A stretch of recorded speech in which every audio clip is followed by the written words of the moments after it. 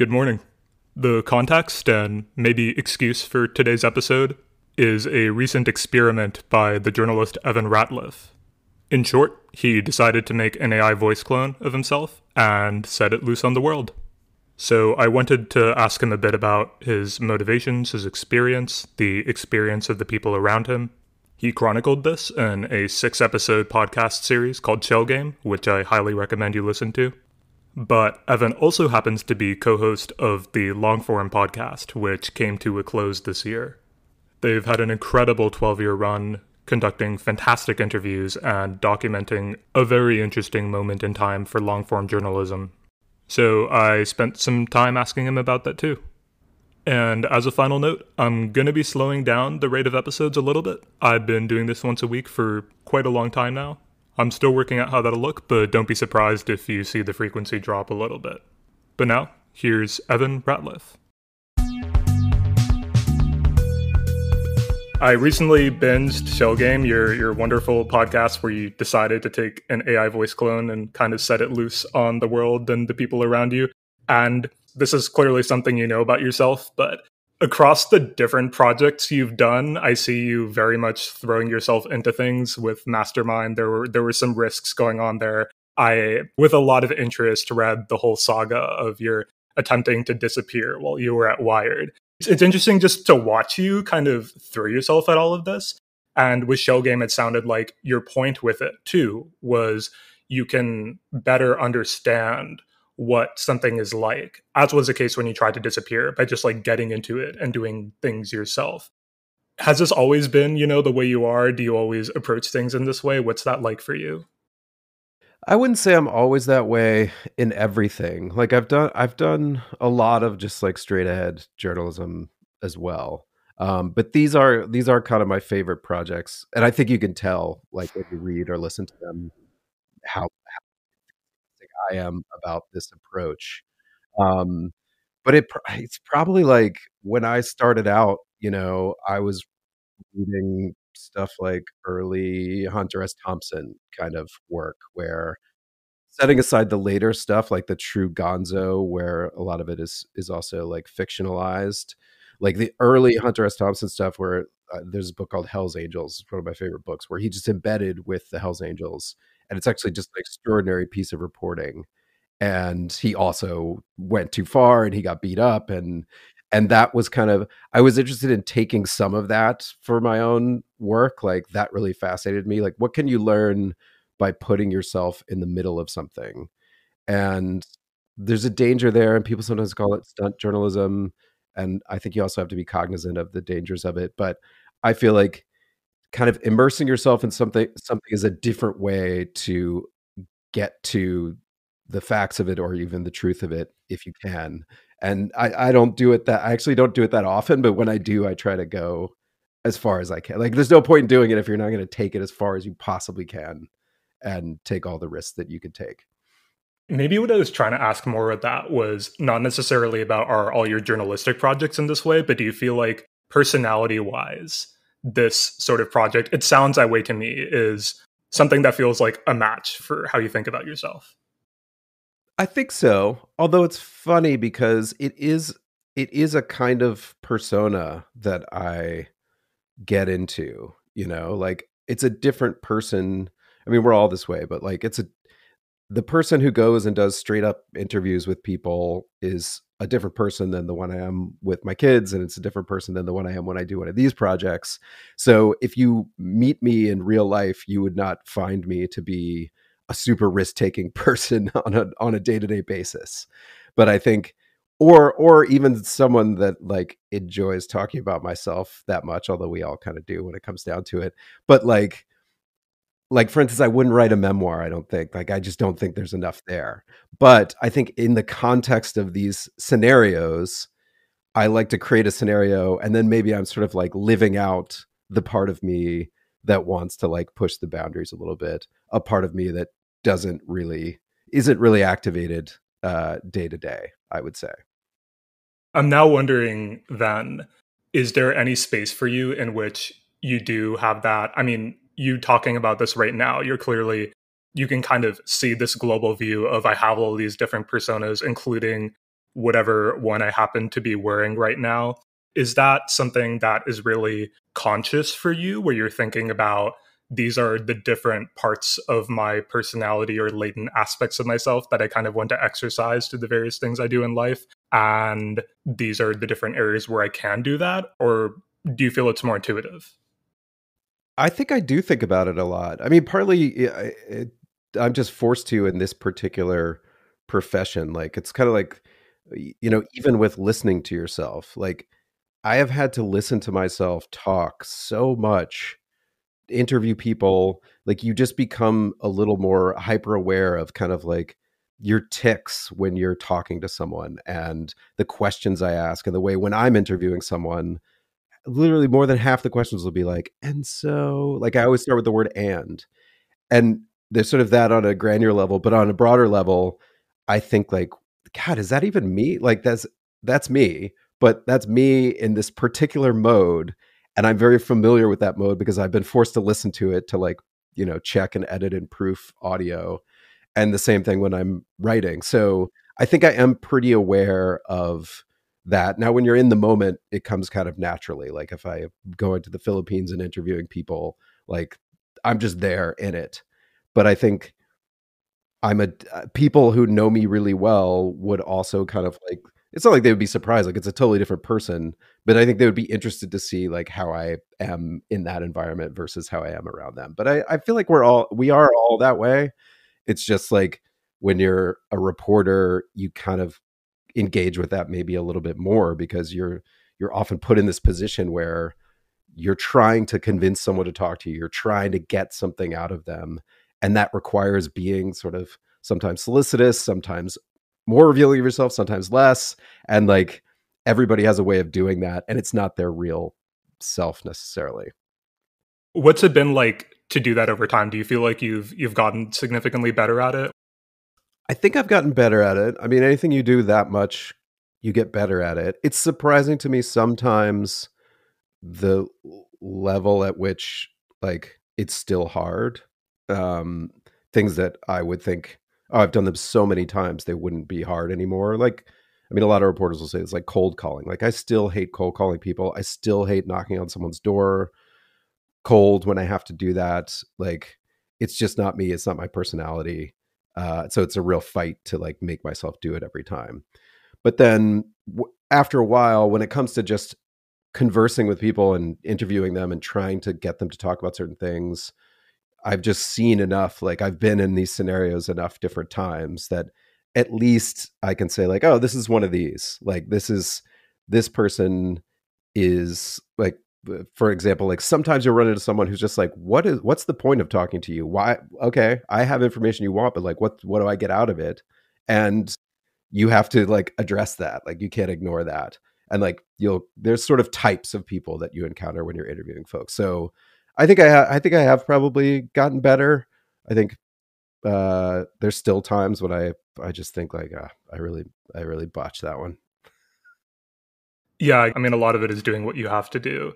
You brought up something earlier about Hunter S. Thompson sometimes going a bit too far in the areas he inserts himself into. And there was something a lot of people who listen to Shell Game would have noticed this, but there's an explicit sense in which you're trying to figure out, what does it feel like when I put a voice agent out into the world and have it interact with people? And then also, what are the edges of the boundaries where I think that it's okay for me to do something like this? And I can see that for you, you already do have some like clear boundaries. For example, you didn't want the thing talking to your mom when you talked about your dad explaining his feelings to a voice agent. I think most of us could viscerally feel like this is something that feels pretty awful. And you clearly weren't willing to do that. It seems like there's these hard constraints in the other areas. You're kind of working it out for yourself. I'm wondering if over the process of these 6 episodes so far, anything's changed for you in what you feel like is acceptable to you, not acceptable to you, and how you'd use a voice agent. I think, well, just by using them a lot, you kind of get used to using them, and it's sort of, it starts to feel more acceptable. And that's kind of what I was trying to illustrate too. It's like, in the abstract, it's very easy to have these conversations about AI where it's like, we don't want that, like, we don't want that in our world. We don't, like, creative people have this where they're just like, reject it, which, like, I feel that, and I can argue for that. But the reality of it is, like, it's there and people are going to use it, and they're using it now. And so the question is more like, okay, but given that you despise it, how are you going to respond to it when it enters your world? And so that's kind of what I was trying to figure out. And one thing that happens is, as with all technologies, at the beginning, you're like, oh, this is so intrusive, this is so invasive, or for whatever it is, a cell phone, or, it was faxes, or, any type of technology. But then you just, like, you get used to it. And so I got used to using my voice agent, and people will get used to hearing voice agents, artificial voices. And so I feel like this is a good time to have some sort of discussion about what it is we want. And as you say, and sort of like pushing it as far as I did and discovering my own boundaries, I was a little bit trying to, I don't know, model, sounds like condescending, but like model that discussion in that, like, okay, where does this stop? Like, what are we comfortable using it for, and what are we not comfortable? What makes us so deeply uncomfortable that we would say, absolutely not, I will not do that. And I was kind of trying to find my own barriers there, because I was absolutely willing to use it to, like, call my friends out of the blue and just see what happened. Like, I had no problem with that, even though some of those were very upsetting. And still, I talked to those same friends about what happened, and they're still like, that was fucked up. That's what I talked to one this week who's like, it was just so fucked up. I still remember the interaction your voice agent had with your friend who was really excited about seeing the US soccer team, and then him mistaking it for just making fun of him, and then the worry about you having a mental break. That was really hard to listen to. I know for you that was also pretty difficult. It sounds like that's something that you could still, like, somebody could still be reeling from for a while. Yeah, and like, he and I laugh about it now, but he's not always laughing. He's like, because he's listened to it a couple times now, and he's sort of like, he's like, I was listening to it with my wife, and like, I realized I was sweating again. Like, I was just started sweating, like, because like, in that conversation, if you can imagine just like someone that you're very close with and have been close with for 30 years, more than 30 years, actually.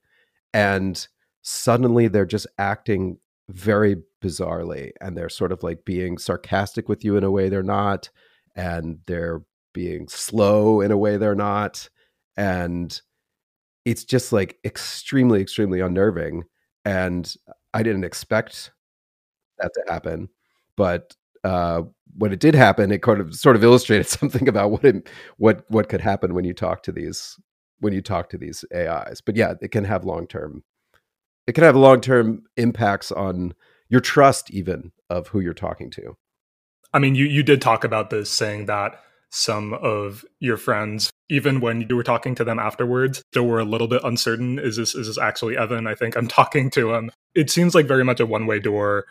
Another thing that this brought out for you was the kind of generational divides there in trust. Like, when you had the bot talking to your children, for instance, they were a little bit more handy with messing around with it, or just knowing how to interact with this sort of thing. I suppose another one of those divisive questions around this, much like the one you brought up about, do we want these things? Do we not want these things? Is that generational question of like, oh, the poor kids these days, like, how awful is it going to be for them? Growing up with iPads, growing up with voice agents, all these new technologies. Do you feel like you've come to a particular place on that? I have, but I tend to doubt my own place that I've come to, because these kinds of things are so hard to figure out, because when you get old, you have a lot of these things. Like, you're always thinking that the world is fucked up and it used to be like this and now it's like this, and like, kids these days, all that, the cliche.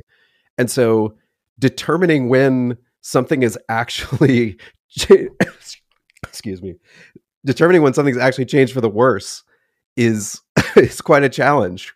So like, of course, I think, we've got screen time issues with the kids. They're very restricted.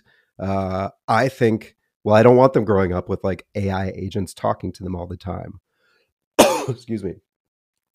But there are other people who have the perspective, well, you know, kids are going to grow up with these things. They're going to be very fluent with them, and they're actually going to understand how to talk to them in a way that to get what they want.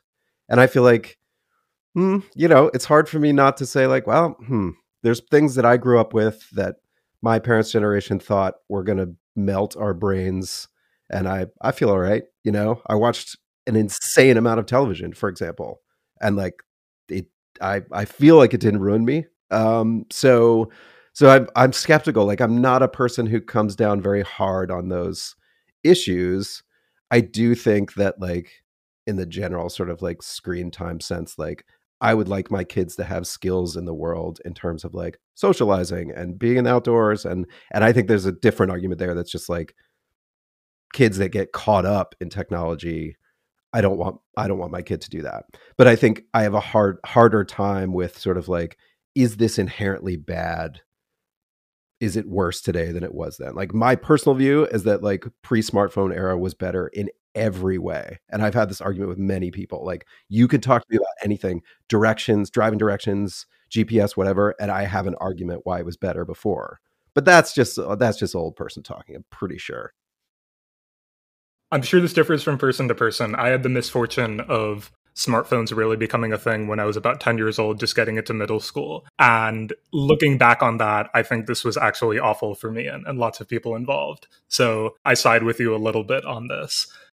Oh, that's good. See, that's a good data point. So you have I think those crossover points give you the right to like have that opinion in the same way that like email came along when I was in college, basically, like high school and college. And like I feel like the golden age of like technology was like you just had email and then you had texting that was a little bit more instant, and that was it. That to me, if I could take people and like younger people and put them in that time, like it was glorious actually. But I haven't grown up with a smartphone, so I don't know what that's like.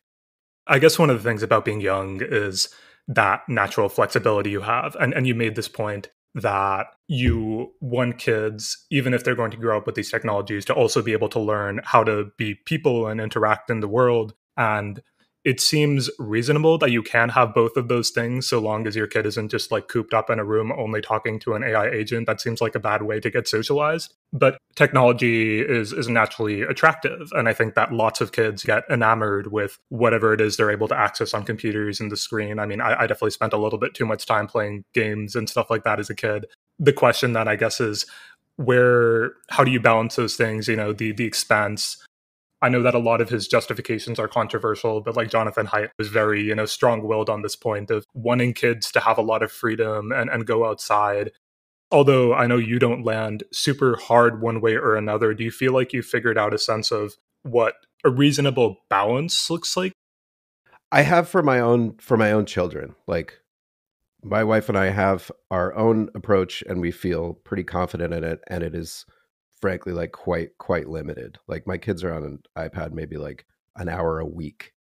And but I'm not a big like this is why like I rarely opine about anything that's not related to my reporting. This could like loosely be called related to my reporting because it's from the show. But like even that, I've read that Jonathan Haidt stuff and I very much am interested and relate to it, but also it's just like there's a societal problem there. It's one thing to say you shouldn't do this, you shouldn't give them screens. It's another thing to be like, what are you supposed to do if you don't have any childcare and you need to work, And once you encounter that problem, you're like, oh, there's actually a bigger problem here, which is that people don't have childcare. And I think I've thought about this in context of the voice agents, where like you will definitely have people having their kids be babysat by apps that are voice agents that they can talk to. And you will definitely have people arguing that that's actually better than them consuming like shit on YouTube, like talking to something. Like it could teach them. You're going to have all of these things out there and people are going to have access to them. And I think a lot of people's initial reaction would be like, oh my God, like you're going to have an app babysitting your kid and talking to it like it's a person. But the response to that is like, well, do you have a babysitter for everyone's child? So I feel like that's why these things come in is that there's a gap. There's a gap that they can fill. And so I think that technology will try to fill it, and it'll be interesting to see what happens. And that's part of what I wanted to just like talk about with people is like, no, these things are much better than you think. And pretty soon they're going to be in your world in ways that really surprise you. I think the very much abstracted version of your argument, and I suppose the reason why it feels more contentious here is that when people are speaking about their kids, it's obviously a very, very personal thing. But we look at, for example, what folks are doing in the medical domain right now, and there's this clear sense of we want to build chatbots that are able to provide medical information to more and more people, and that seems just like a very obviously good thing. We're not having that same debate over these people aren't talking to real doctors. I mean, we still want to get them there, but it's not the same thing. Of course, it's a very, very different in lots of other ways too. I mean, kids being socialized, growing up and all of that is pretty different. But it feels like there's kind of an abstracted version of this argument that plays out in lots of different areas right now too. Yeah, I think you're right. And I think in a lot of cases, there is a solution. There's a societal solution, but the societal solution requires politics. It requires, a lot of effort. It may never happen. You could never get to the best solution, something like healthcare. And then there's this tech solution that's sort of like, well, we can just come in to this gap and solve it. And it's tough because it is better. It could be better than what you're getting now. And so you could very rightfully say, well, it's better. So like, let's do it. But it's also like, it is a stopgap. It's not like it's all well and good for your healthcare bot to provide you with information until it like makes something up. I was talking to a pediatrician who their hospital was trialing, tons of hospitals are doing this, just basic like Gen AI using it to like summarize doctor's notes. Like it could listen. It could listen to the patient. It's recorded or it's listening live even, and then it summarizes it for the way that a doctor would have to summarize it. And she was like, it's amazing 90% of the time. And 10% of the time, it just adds a symptom that the person did not say. It's kind of like, well, that's really fatal to this effort. Like, that's not going to work. And so, but also that technology could be incredibly valuable and important because our healthcare system is strained, et cetera, et cetera. So all of which is to say, I think you're right. I think there are lots of areas in which there's this same argument happening, which is like, there's a usefulness here. There's also probably a better way to solve this without technology. We're probably never going to solve it. So here we are. Yeah. I mean, you see this playing out very obviously. And as you pointed out in Chill Game and in the world of mental health as well, I still remember, those interactions between your voice bot and one of the mental health voice bots just kept saying, I'm sorry, that is beyond me whenever you presented it with the problem, which seems, I don't know, to me a little bit worse than not talking about it at all. Just hearing that over and over and over again, that would be very, very frustrating. Definitely. That bot is still out there. I just checked. I mean, I should probably contact them because maybe they haven't heard the show or anything, but like that is a bot that was created to study how voice bots could interact with people. And the study found that it had a positive benefit. And then they seem to have let it stay out there live as an Alexa skill that anyone can access, but completely not maintained or updated. So I don't think that many people are finding it, but it is an exemplar of like, if you're going to use this technology, you have to do it thoughtfully. You can't just make a bot and float it out in the world and then just forget about it. And if someone is having a mental health crisis and they happen upon that, and it just says, I'm sorry, that's not a problem I can help you with, that's very damaging. So, I mean, it's not funny, but to me, it's funny that like they created it to kind of like test whether or not this was useful. They found out it was useful. And then they were just like, well, there it goes. Let's let it go. The maintenance thing seems hard. It's like very much an aspect of human labor. I don't know if you're familiar with like the work on generative ghosts and things like that, but you've probably seen news articles or things like this about reanimations of the dead via chatbots or voice agents and things like that. There's something that's basically exactly parallel going on with that, where keeping these systems up requires infrastructure and people to maintain it. And it's possible that these generative ghosts are important to family members of the deceased or things like that, whatever reasons they might have for wanting them to exist in the first place. But that is also very much an artifact of human labor. And it's also very easy for that to just go by the wayside and for this thing to kind of exist without anybody attending to it at all. I could see that also being very, very bad for the people who want to use those things, very much in the same way as what happened with this particular voice bot. Yeah, I think that is a danger. And I mean, not to give away too much of the show, but like ultimately, I think my philosophy is like, I'm not going to tell anyone what they should do. And I think people could get a lot out of that. And those services are interesting to me. It's not for me. Like, I don't want even people that I care about and I love speaking to and loved speaking to, I don't want sort of like simulations of them in my life as my life goes on. And nor do I think we're anywhere close to those simulations being like talking to the person. You know, I think the amount of data that you would need in order to create that, and the data is just layered into the training data of the exact, like if you want a version of your person that is actually like functionally similar to everyone else that's in the training data for ChatGPT, and then layered onto it some personal information about them, like that's great. And if people found that useful, I have no problem with that. But it's not for me. Like I'm okay. Like people disappear in the world. That's the way life is. I will as well. And I want to talk to them in my head. Like I would love to have them back, but also like I want them in here. I don't need them on my computer. But again, that's like that. That could easily be like old person talk. That like 30 years from now, everyone will be like, "What? Why did anyone ever let their people fade away in this way?" But can you imagine the world just filled with like all the people who died? Also, like it's too much. It's too much. Like we don't need we don't need to keep people around talking with simulated selves. I don't think. And that's my personal opinion after spending a good deal of time thinking about it and working on this stuff. There are two things this makes me think of. I mean, one is this is very much the can should question. There's a lot of techno-solutionism latent in what's going on here, what's going on with mental health. Specifically, one of the groups that you mentioned in Shell Game that made a mental health chatbot was a couple of technologists who didn't have deep experience themselves with mental health, but like talked to a couple of psychologists or something, and then just decided to make this. You should probably have something that's a lot more thoughtfully constructed in lots of ways, but it seems like there is a lot of, just faithfulness and I can build the thing, I can imagine anything and create it. And there's something very, very good about that agency insofar as wanting to create things for the world, but then there's also the lack of thoughtfulness that you pointed out there. And I'm wondering if you, looking at today's landscape, I mean, there's a lot of people building AI for everything out there. I wonder how you feel about that solutionism.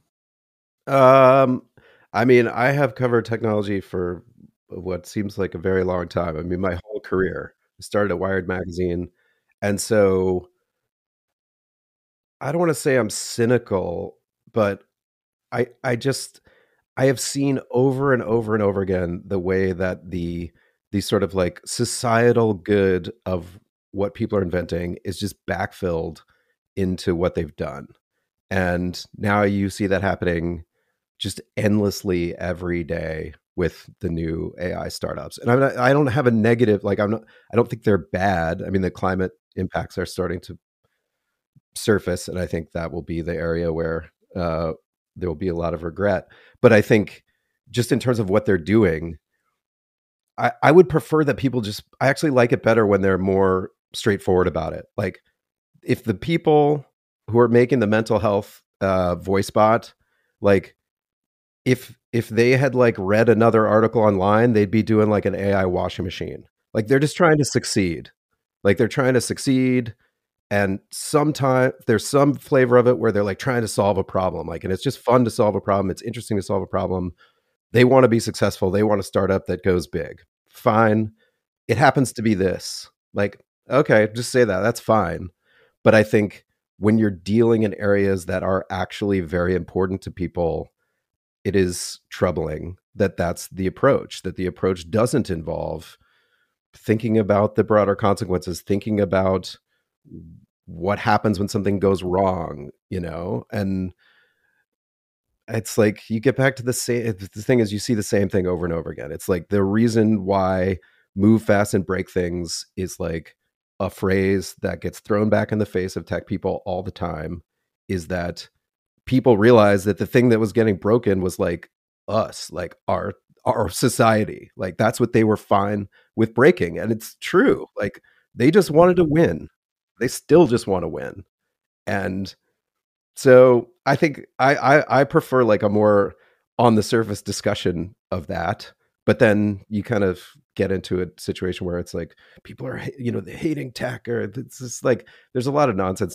It's all social media driven. So that's why generally I just go try to report stories and like do all of my talking through the stories, not through sort of like debates about what's going on in technology.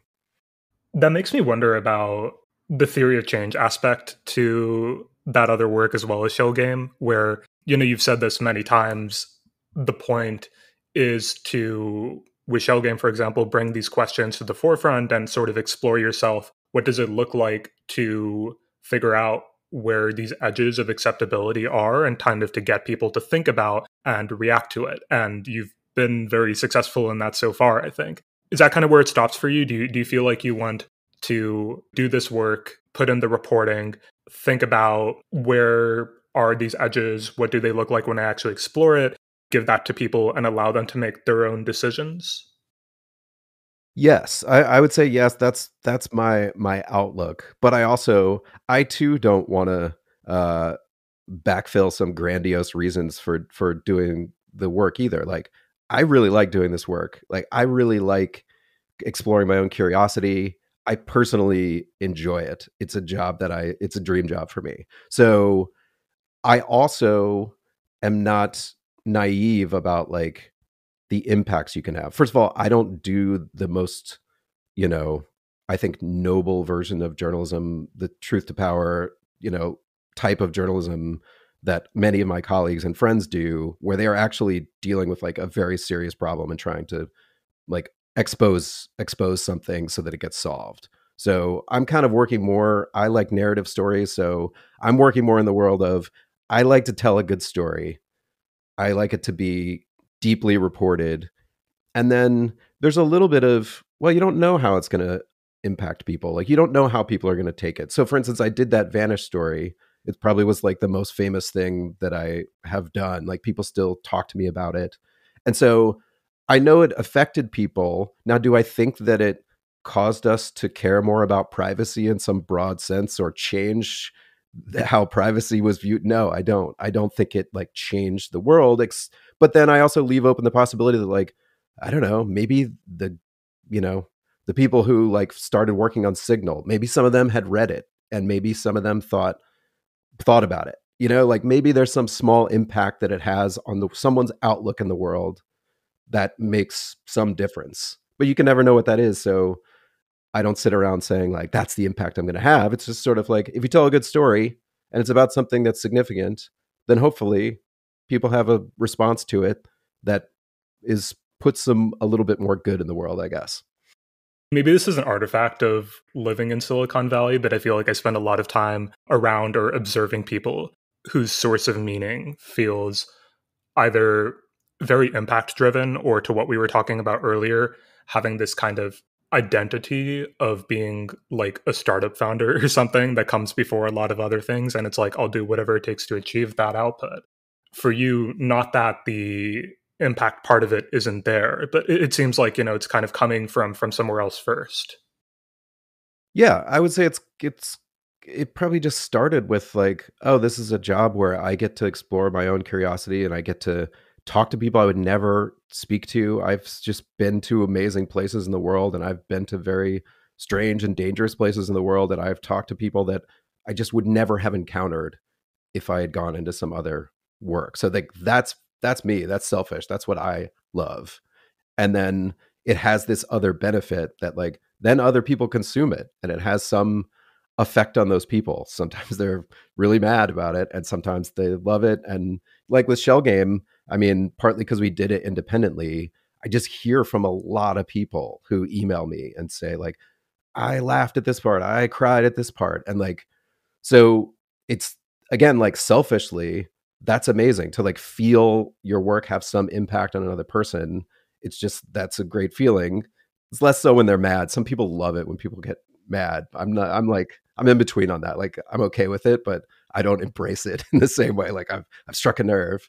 But yeah, I try to keep it there and not get too much into like the impact I'm having in a broad sense, partly because, especially when you're like a freelance journalist, like it's dangerous because then you want your books to sell millions of copies. And if they don't sell millions of copies, you feel like shit because you're like, I'm not having any impact. Because frankly, like, 50,000 people reading your book is a big success, but it's not that many people. That's like, you can't even fill an SEC football stadium with the people who read your book. So all of which is to say, like, it's like many things swirl around in your head when you're trying to make a living as like a creative or freelance journalistic person.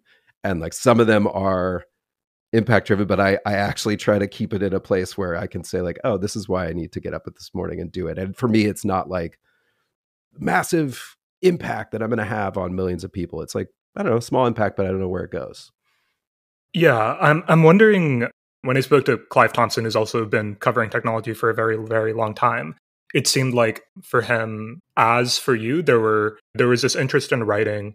And then in his case, of course, there was also a very strong interest in coding and things like that. And it seemed like he could very much have gone either route. And he knew eventually that writing was the thing he wanted to do. I'm wondering what it looked like for you to know that this was the path you wanted to walk. Well, also, I mean, first of all, I love Clive Thompson. He's one of the best reporters covering technology. But I also did some coding before I started as a journalist. Like, I was a little more in the like, I don't know, implementation and like customizing software with like a kind of like Pascal type language back in the day. But for me, I think I landed in journalism because I didn't like being in corporate worlds. Like, I felt that corporate worlds were just not for me. And so then I was sort of like looking for, and I'd worked on a college newspaper, and then I was looking for a place where I just felt like, oh, these are my people. And I got an internship at a magazine, and like magazine people were my people, especially at Wired at the time, because they were people who were like very interested in technology as I was. But like all they do is spend all day just like thinking about questions and stories, and then like dealing with reporting. Like, as soon as I got there, I was like, oh, this is for me. Like, this is the world that I want to exist in. I didn't know that journalism was going to then like have this like epic decline over the course of my career. I don't know if it would have changed anything if I had known that, but I still feel that way. Like, journalists are my people. I like their approach to the world, and so that it feels comfortable for me. Can you talk more about what about that approach to the world makes journalists feel like your people? Well, I shouldn't overgeneralize because there's all types of journalists, and there's some of them, like for instance, TV journalists are not ones that I relate to in the same way. And people have all sorts of approaches, but I think my like community, in my work community, is a lot of long form journalists for magazines and now like podcasters, and they're people who want to be open to the world. And so that's a thing that I love. Like, people who have, of course, beliefs. We all have beliefs about this, that, and the other, political or societal or otherwise, but who are willing to go out and talk to people and have those beliefs challenged, who are willing to talk to people who are very different from them, who might believe different things, who can tolerate difference. Like, I feel I am that way, and who kind of enjoy finding the story in either ordinary people's lives or extraordinary people's lives, or in corruption or whatever it is, and bringing that to people. Like, that's what I like to do, and I like to talk to people about doing that. And I mean, that's why I had a podcast for 12 years where like we talk to people about doing that. And I still, like, I never get tired of it, basically. Like, to some extent I got tired of doing the interviews, but like I never get tired of like living in the world of people who are curious and open. And I think that's one thing like people don't think about with like people think about journalists as like the person who shows up and like asks one question and wants like a gotcha question, or people who are on TV. But that's not the world that I exist in. Like the world I exist in, people go out like open to what the story could be. And sometimes it's not what they think it's going to be. I want to come back to what you said about getting tired of doing the interviews in a little bit. But as a bridge, because I also want to talk about the epic decline of journalism that has happened over the time in which the Longform podcast existed. So besides being a journalist, of course, you're also a podcaster. And one of the things that comes out in Chill Game is a question you raise about this point of your voice being a part of your personal brand, and this question around, is an agent or something else that has my voice authentically me? And right now, as we've talked about, voice agents are far from perfect. But when you think about that abstract question of where this goes in the future, the possibility that there is going to be an Evan Ratliff voice clone that is, much more like Evan Ratliff, how do you think about that, given what you've said about your voice being something that's kind of important for you? Yeah, I think you're right that I think the question is going to get harder as it gets better, as the technology gets better and the fidelity is better and it's harder to detect. I think one thing, I sort of have tentative conclusions from doing the show, but one of them is that I do think there's a good chance that this is all going to drive us a little bit back towards more human conversations, because that's what happened to me. It's like, yes, you can use it, and you could increasingly use it to like talk to your friends or like set up a time, to do something, or a digital assistant type of stuff. And there's like one element of that we will probably be comfortable replacing. It can go make an appointment for you or whatnot, because that's not a personal interaction that you value. Although I would argue that like those personal interactions also have value, because they often bring something unexpected, an unexpected human interaction. But I think the thing that I wanted to do most was like talk to my friends, or like talk to my dad, to like go see my dad and sit and listen to him, not listen to a bot of him retelling the stories that I fed it, but listen to him talking to me while I could do that. And so I do think that there could be, I don't know what I could describe it as, a movement, but I think it's going to be interesting, because I don't think that it's going to be like a backlash or a movement, but I do think that one of the impulses it gives you is like, it makes you recognize, oh, what is it about human conversation that I want? It's kind of like, I don't know if this is a good analogy, but it's like, at some point you could watch, like, I love soccer, like watch a soccer game of like robots playing soccer. I could imagine X years into the future, and they're better than humans. But the question is like, is the thing you love watching soccer at the best level, quote unquote, or is it watching humans play soccer? And the answer is like clearly the latter for most people, except some like, there are some people in Silicon Valley who would say the other, the other answer. I just want, elite. Everything, whatever's the most elite I want. And it's kind of the same thing in like conversation. It's like, is what you want for your conversation to be perfect and flawless and not take up too much time and save you time to do other things? Or is what you want to be a human being in the world, interacting with other human beings? Like, what are you alive for? Like, what are you maximizing for? So I think that will be, I don't know if it'll be the discussion. I mean, I think there will be, as you say, like academics and other very smart people who will look at this as sort of philosophical level. But for me, just on a sort of like everyday level. One of the kind of analogies I'm seeing to what you just said about wanting to interact with people and looking at sports and the imperfection, because I think one thing that comes out in all of this, one of the reasons people care about sports too, is the people and their personalities and the stakes involved with this and the ways we relate to them.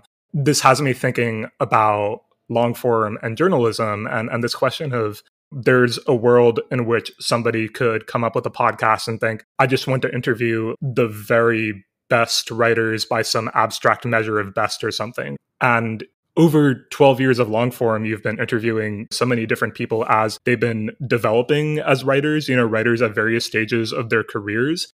One of the reasons why long form like immediately became my favorite podcast after listening to it was the personality aspects of it, the way that you and Aaron and Max really seem to draw what motivated people, what they loved about their work, why they seem to do it. In particular, I guess when you agreed to do this, I went through and listened to like all of your interviews with Ta-Nehisi Coates, since you've had this very long, ongoing set of conversations with him, and you did your last one in mid-June, and now it's all over.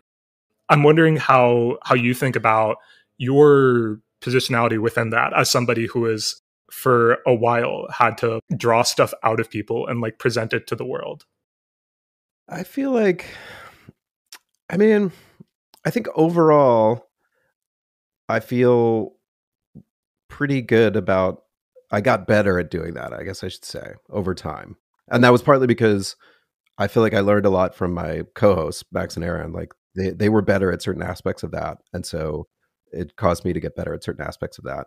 I think partly it was just like the way that it started for me was that I kind of thought, well, I want to have a version of like the conversations that I have with other reporters when we're like at the bar, and we're sort of saying, just talking about even process stuff. Like, do you tape record your interviews? Do you not? Which used to be like a big question, but now everyone just tapes everything. But I think most people do. But those types of questions, or just like ethical questions, or like, how did you find this thing? Like stuff that I would ask other reporters, including Ta-Nehisi, just over drinks back at that time. But then when you get in front of microphones, then it's actually quite different, it's very difficult to replicate that, partly because people are smart and they're sort of like, oh, that thing I said about that editor, I'm not going to say that. I'm going to say it on this. Like, I value my future relationships with other editors. So partly it's all of which is to say, it's like, it became a little bit of an exercise of like trying to get that, draw out of people the deeper stories and the deeper kind of like approaches and how they think about things in a way that wasn't sort of like chatting over drinks. Like that was more structured is not quite the right word, but like I would have like a narrative approach to the interview where I'd be like, I want it to go here. I want it to go here. I want it to go here. I want it to move in this way. And that was kind of like, that was the way my like process, I guess, evolved over time. A question I have about this and how you've come to think about it over time, I always look to you three as being able to do this well, to come to some approximation of just what it's like for you to talk to this other person. And there's a sliding scale of that in various cases. With somebody like Ta-Nehisi, you have like had this ongoing conversation for a while. In my imagination, it's like easier for you to do this with him than it might be with somebody else.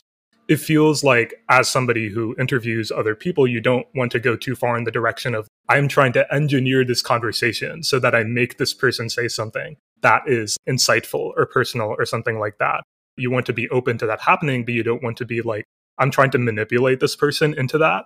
And I'm wondering how you've come to think about that over time in terms of what it is to have a good interview, but then also not be inauthentic about it.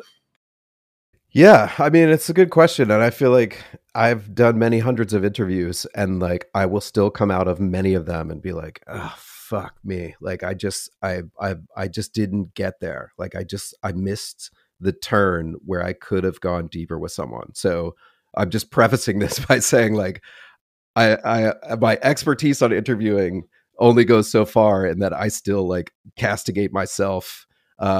And I will say the other hosts sometimes do that too, of Longform, just being like, oh, this one just didn't go the way I wanted. But then someone else listens to it and they're like, oh, it's a great conversation. So the sometimes it doesn't, to you, it seems different than other people perceive it. But in terms of like approach, I mean, my approach to trying to get that conversation was, first of all, to like prepare a lot. And I feel like, I mean, if you've ever done something and been interviewed by other people, like if those people don't consume the thing that you've done and then ask you questions about it that someone else has written, like that's the worst interview experience you can have. And I don't blame people. People are busy, but they're churning out content and they've got 5 shows or whatnot, like fine. But I think, and I appreciate that you listen to the show, like, and that's the first thing. It's like, if you encounter someone and you know about them and you don't have to like spend your life learning their entire biography, but like if you've consumed the thing they want to talk about, you always have the opportunity to take it to a place that maybe other people haven't taken it. And that's the baseline for me. That's the prerequisite for having a good conversation. It's like, you are prepared to have the good conversation. But then you have to like have enough thoughts and questions that you're ready to fill whatever time it is you're trying to fill, but only hold on to those pretty loosely. Because if someone really gets revved up to go in a certain direction, then you want to go with them. And my worst interviews are where a person is clear, I can hear it later, a person clearly is ready to go somewhere, and I'm just like, well, let's move on, basically. Like, not in that phrase exactly, but in so many words, like, I also wanted to ask you about this, and it's just hanging out there, and it'll never be satisfied. Like, that conversation will never go where it was meant to go. And so a big part of it is, it sounds dumb, it's just like listening for that. Like, it's so obvious, but a lot of interviews, including ones I do, like, you kind of stop listening because you're thinking, where have I got to get? Like, we got to get to the end, and I want to cover this and I want to cover that. And you do have a lot of things you have to hold in your head at the same time. But obviously the most important thing is like listening to what the person is saying.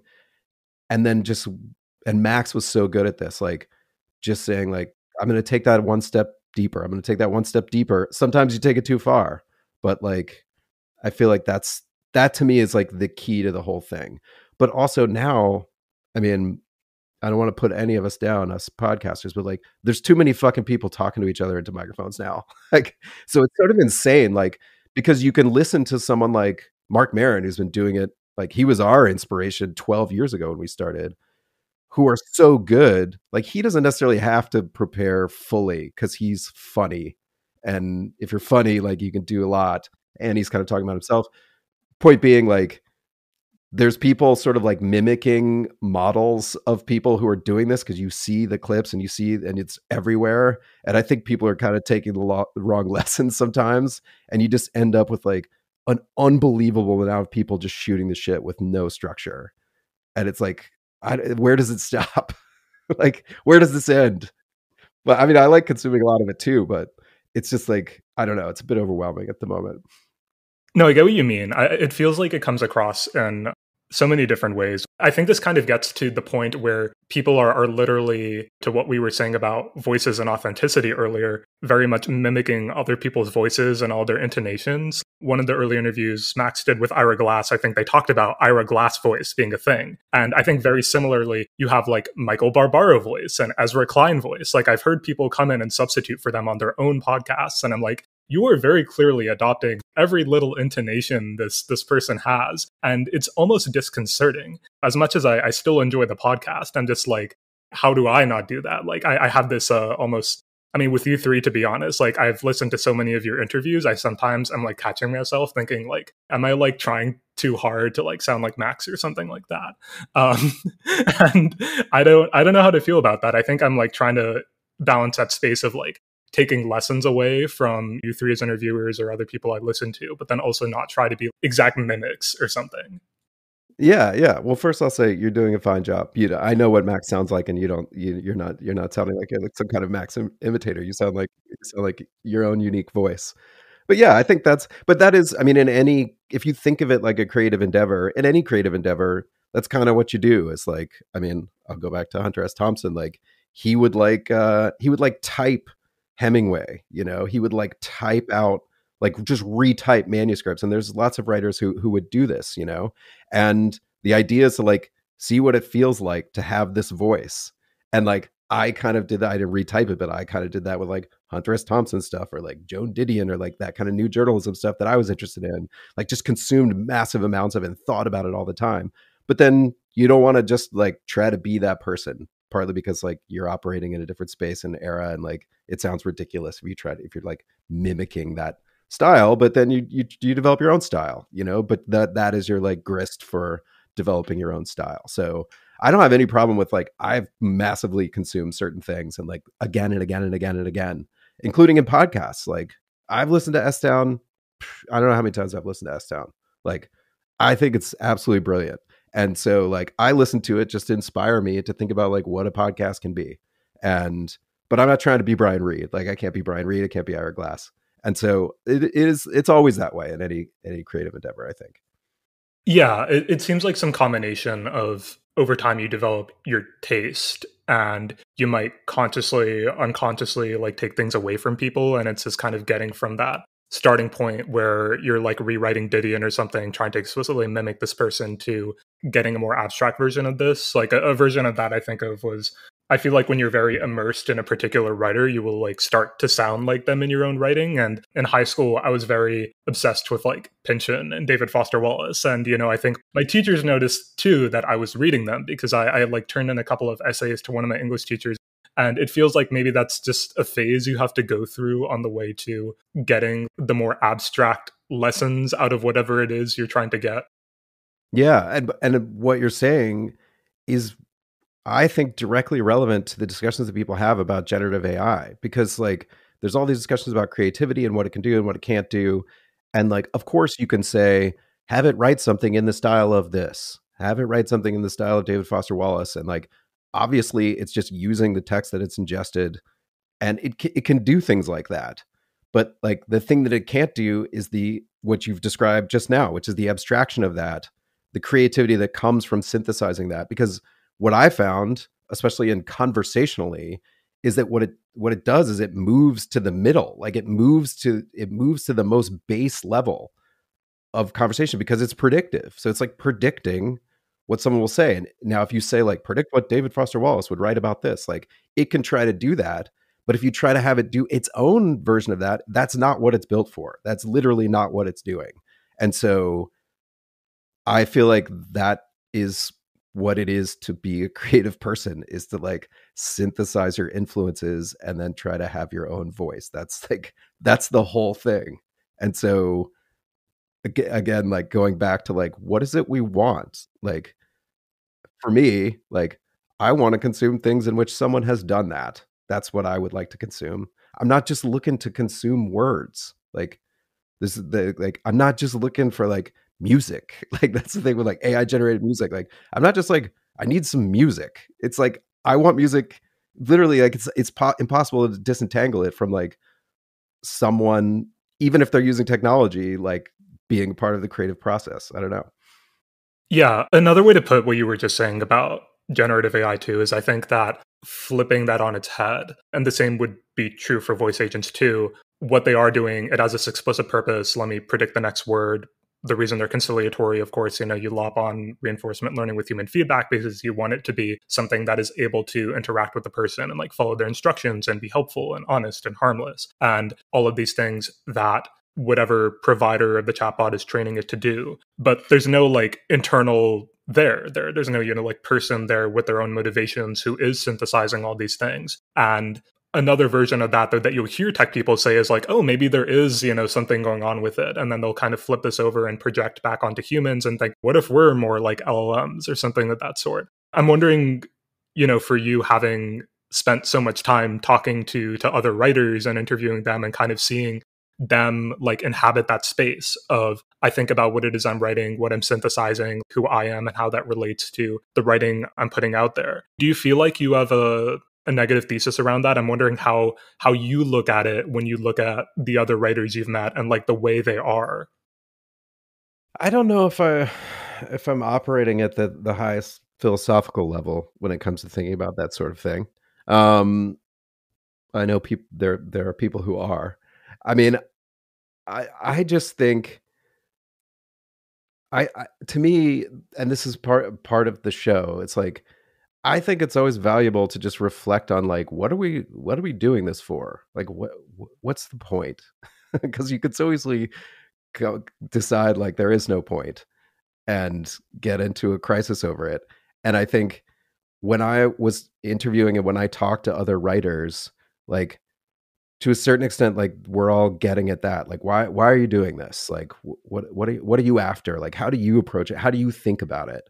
And, you know, even to the extent that like, you know, as you get further on in your career and like you kind of encounter the same struggles you did earlier on, you're like, why am I still doing it? I could have done something else that was like more secure, for instance. And so all of which is to say, like, I feel like the diversity of human motivations is part of what makes the whole thing interesting. It's like part of the point of it.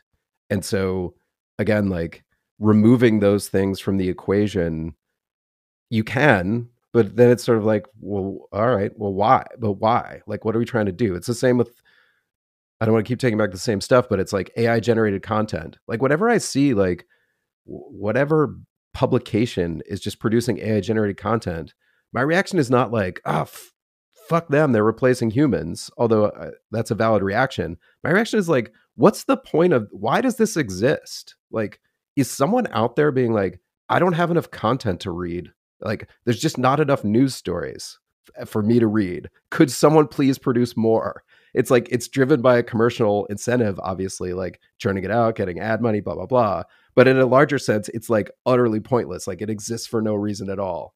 And so I don't know if this is answering your question, but like that, the reason why something exists is like the thing I'm interested in. And so when it comes to other writers at some level, like that's also the question.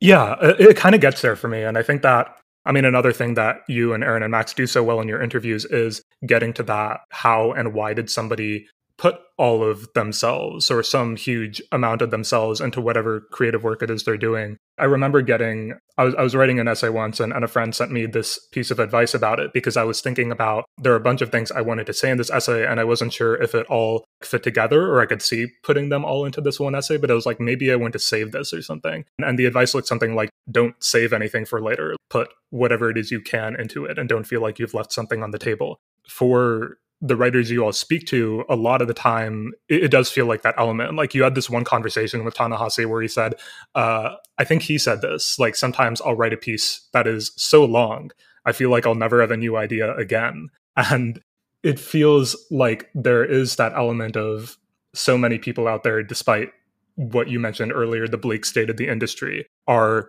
still finding ways to put something of themselves into producing really long form writing. And then a bunch of other people are, for some reason, continuing to really consume that long form writing. And it's not the entire world or something, but there's a set of people out there who are very much still doing this and like want that to exist in the world. And maybe we have, to what you said earlier, our diversity of reasons for it. I think what I'm trying to ask is something like, when you think about the point of it all, admitting the fact that there is like a diversity of points to it all, it feels like there might have been these countervailing impulses of seeing the industry go in this decline, but then also seeing more and more of the people who are out there still doing this. I'm wondering how you feel about that confluence of, on the one hand, it's a very tough industry. On the other hand, there are lots of people who still really, really want to do this. I'm wondering how you feel about where that leaves us.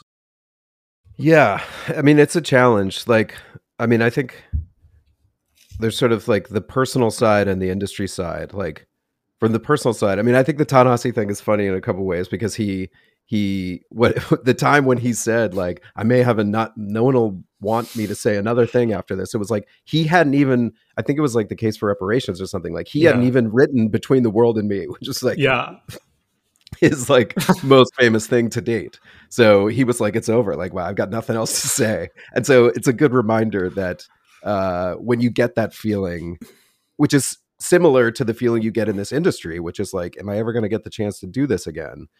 And I think the problem is like, you really have to not look backwards at all, because if you look backwards, it's very painful. Like, I mean, when I started, there were people on magazine contracts that were getting paid like $300,000 a year to write magazine stories, you know? And I was like, someday that'll be me. And it's just like, that's not a real thing anymore.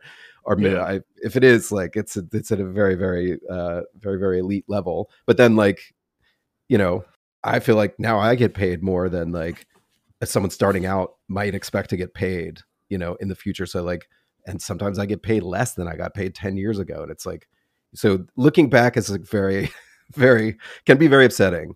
I think I do draw optimism from the people who want to do it. I don't want to be sort of patronizing about that and say like, everybody wants to do it, and that's great. Well, that'll save us, because the problem is generating the money to allow people to do it at a level in which it can be great. And that involves spending the money for people to go out into the world and tell, you know, gather the information to tell stories in this particular way.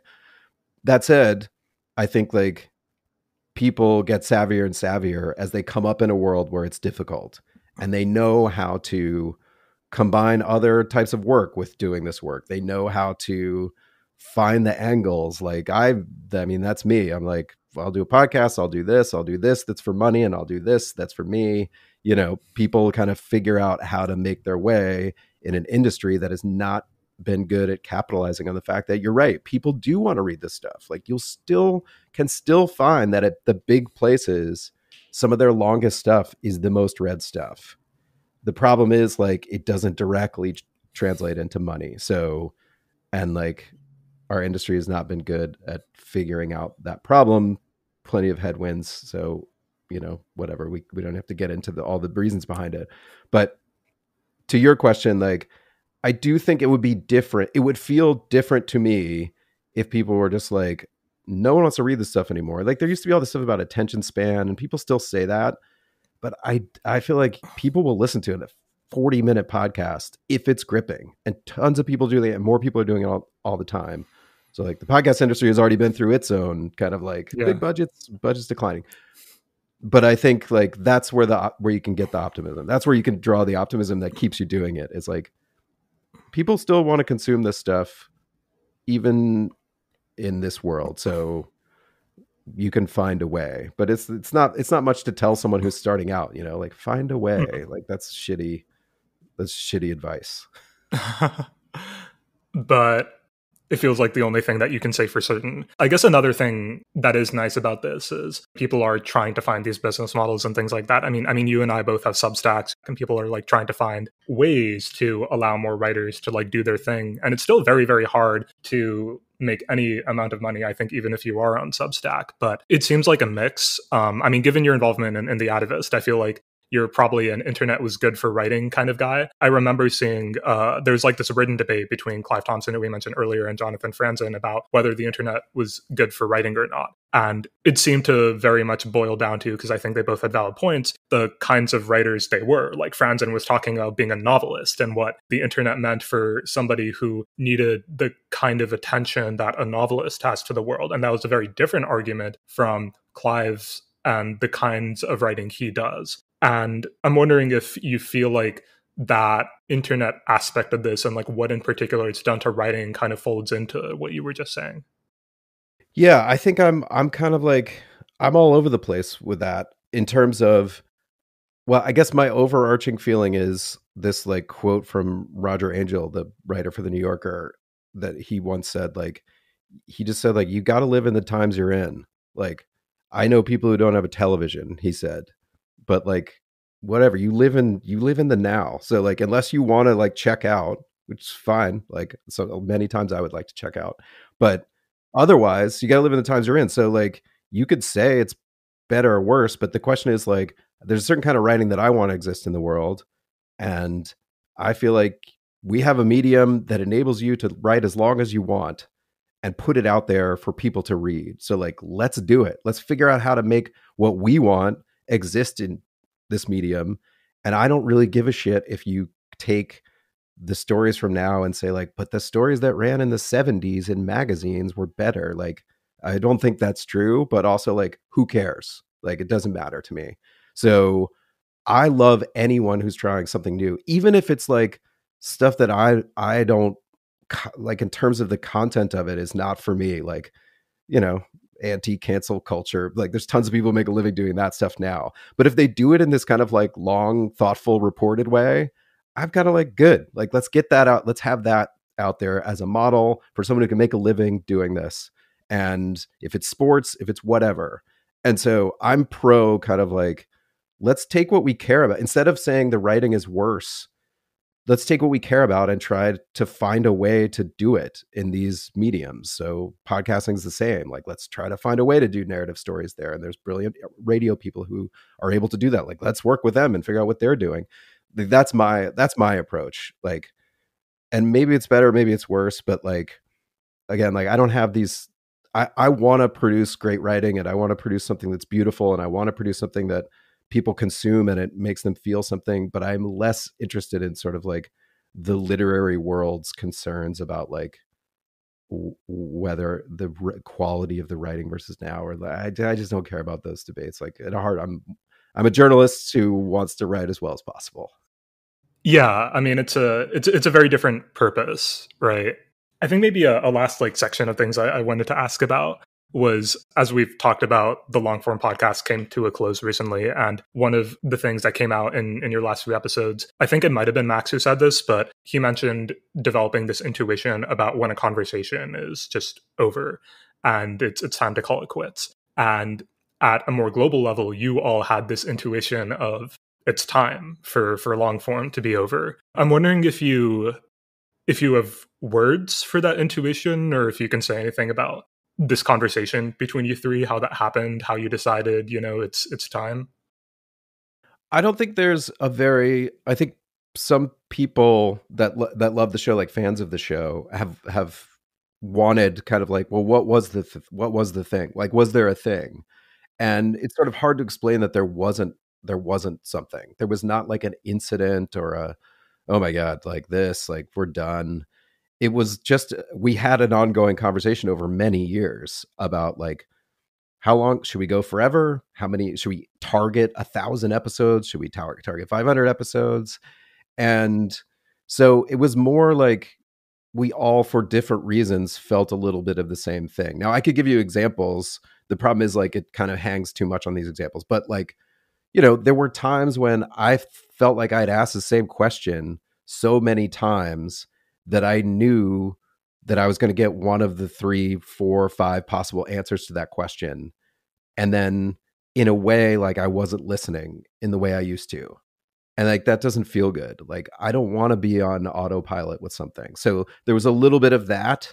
There was a little bit of like, there were younger people who had listened to the show, who then came on the show, who would sort of say like, well, the thing I learned listening to the show, and they would cite the episode from the show, which was like amazing, like incredible that it would have that effect on a person, but also was a little bit like, well, do we need to make more shows? Like the show's kind of eating itself. Like people are like telling us stuff that they learned from the show. It's like, how old are we? Like, it just makes you feel like, I don't know.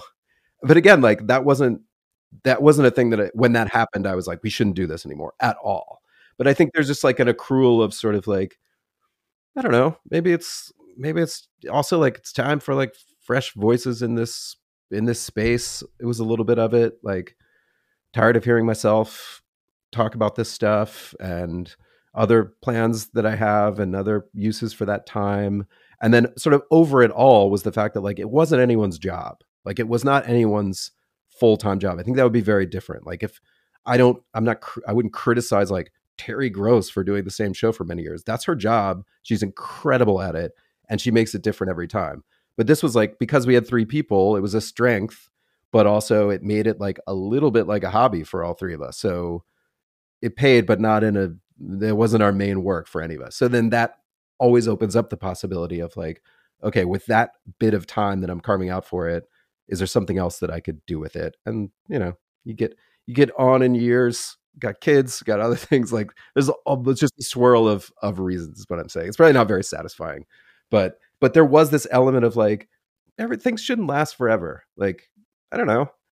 I don't like it when things go too long. And so I like to end it at a time that felt right for us. And also like, who knows what could happen down the road where someone else would end it. And then you're kind of like putting out tweets that are sort of like, hey, sorry guys, this is our last episode. You don't want to end up in that situation. I appreciate the way you put that. And I feel like as a listener, as much as I'm sure a lot of people too probably want closure of some sort or something like that, or for there to be like a satisfying, very easily digestible version of the story, that's like not how life works. And there's a lot of factors there. And you 3 did mention earlier, like having families and stuff like that. That means, there's less time for all of the things you might want to do. And to me, it feels, notwithstanding the show eating itself stuff, you all already did have a pretty massive impact on a lot of people. And so it does feel like that question of, yeah, you can do other things with your time, and what does it make sense to do? Maybe back to the persona thing, like what are the various ways to exist in the world and how do you kind of exercise that? And how much does it make sense to like keep being this long form persona for longer than 12 years? Yeah. Well, also, I mean, another aspect of it is just like, there's this accrual over time in a good way, in a really good way. Like I had whatever, all these conversations with Ta-Nehisi, for instance, and other people like Taffy Brodesser-Akner. Like I talked to her 4 or 5 times. But there's an accrual in a negative way that really weighed on me, which is like the people that we've never had on, the people that we didn't have on a second time when they had a new thing. And it's just like, I feel like that also started to like weigh more heavily. Like I got tired of saying no to people. I got tired of feeling like I was letting people down a little bit because I hadn't been on the show. But of course, like when you end the show, then there's a permanent version of that where I'm like, oh, I never had on like, I'll read something and be like, man, never had that person on. Like that was a miss. That was a real miss. So that kind of cuts both ways. But there was a little bit of sort of like the logistics of it were such that I didn't really think through that if you have all these people on, they keep making stuff and they keep having reasons to be back on, but you can't have them all back on or you never have any new people. And then it just becomes like a little bit overwhelming to keep a show like that going. So I don't think the other guys suffered from that, but I had a little bit of that. I'm wondering, what makes you feel they suffered from it less? Because I feel like I heard that in all of you when I was listening to the last few episodes. Yeah, I think they did, but I mean, I had the same thing when I was an editor, which is like, I think the best editor is like very thoughtful and very responsive, but also doesn't have like that much conscience about saying no. They're just like, no, it's not going to work for us. But they're responsive to you and telling you that. But and I struggled with that as an editor. Like I struggled with just feeling like there were so many people that I was saying no to because I have spent most of my career on the other side of pitching things and things get rejected and you have to deal with that. And so I didn't like being in that position. And so, I don't want to speak for the other hosts. Like I feel like I personally feel like I was most haunted by like saying no all the time. And they were a little more like realistic, not cold, but they were just more like, we can't have all these people on the show. I'm sorry. Like I get 6 books a week. Like I just can't do it. And so like, I don't feel bad that like, I'm not responding to every PR person who sent me, any publicist who sent me a book. That's all I mean. But I think they did. It's not like they were emotionless about like whether or not to have someone on or like missing certain people. And like, they have ones for sure that they were like, I wish we'd had that person, or they tried for years to get someone who just wouldn't come on or didn't want to come on, or didn't work out. Yeah. One of the things that you all mentioned at the end of Longform that you just mentioned to me was maybe there's room for like younger voices out there. And, maybe the 3 of you want or like would like to see, somebody kind of pick up the mantle of Longform and see what that looks like. And partially with reference to your own experiences over the 12 years, are there any things in particular that you feel like you didn't get to explore deeply enough on Longform that you feel like you want people to look at more, to do more of? I don't think it's so much there were things that I didn't get to explore. There were definitely people that were, heroes of mine, or people even that are coming up that I still would have liked to talk to and I would like to talk to, and hopefully would get to talk to them just in a personal way. I think that impulse was more like, we had been through a certain era of this stuff, and like I have a certain career and I have a certain perspective, and like all of the interviews, like we were trying to focus on the interviewee, but of course like all the choices we make about who's going to be on, the choices we make about what we're going to ask and what we're interested in, like those are filtered through our experience. And as we were saying earlier, like the industry is changing, like all sorts of people are coming in, they have a different perspective, they've had a different experience. Like you have a way different experience if you started doing this stuff in 2008, like right at the crash, than you did when I started, which was late 1999 when like the dot-com boom was happening. So, and like then it crashed. So it's just like people with maybe newer perspectives that are asking different types of questions, getting different types of answers, approaching different types of guests. Like I think there's plenty of room for that. And not to say like there shouldn't be any late career people doing the same thing. Just like for me, I was like, I'd love to hear someone else do this. Like it's not be me. Now that doesn't mean someone else has to start the exact same show. Like I feel like Brian Reed just started a new show that is actually getting at some of these questions from a different perspective and a different approach, but asking a lot of things that we were asking in the show. So like, I think these things will all surface over time. I'll definitely have my eye out for more people doing the good work. Evan, I really enjoyed this conversation, and as a very big fan of yours and of long forms and shell games as well, I appreciate your being so generous with your time. Thank you for doing this. Oh, thank you. It was a great conversation. I really enjoyed it. Thank you for listening. Thank you to Evan again for doing this. As always, if you like this, share it wherever you share things with people, and I will see you sometime in the future.